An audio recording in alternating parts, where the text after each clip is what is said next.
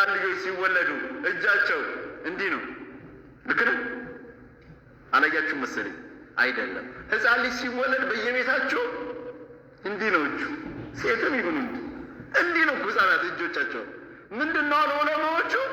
ዝቶ ነው የሚመጣው። ዱንያ ሲመጣ ዱንያ ልድረስ እንጂ ገንዘቡም ስልጣኑም ሁሉም ነገር እኔ እቆጣጠረዋለሁ ብሎ ዝቶ ነው የሚመጣው ሁሉም ነገር።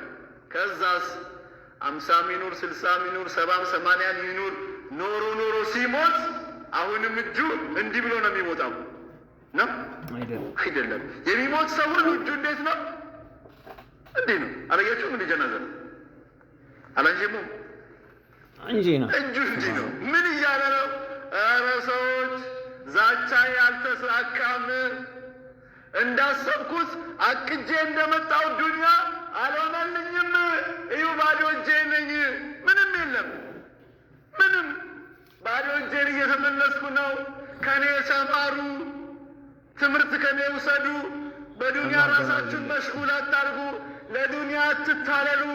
ብዙ ጊዜያችሁን፣ ብዙ እውቀታችሁን፣ ብዙ ጉልበታችሁን በዱንያ ላይ አይደለም ኢንቨስት ማድረግ ያለባችሁ።